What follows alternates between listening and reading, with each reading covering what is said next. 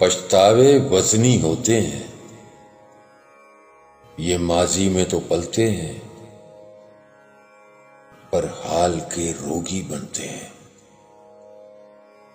इनसे जान छुड़ाने में, फिर से इनको दोहराने में, नए मोड़ से मुड़ने से पहले, हर कदम उठाने से पहले एक बार रुको और सोच लो। फिर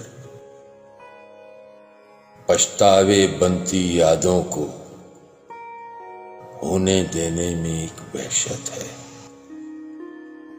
ये वहशत वजनी होती है।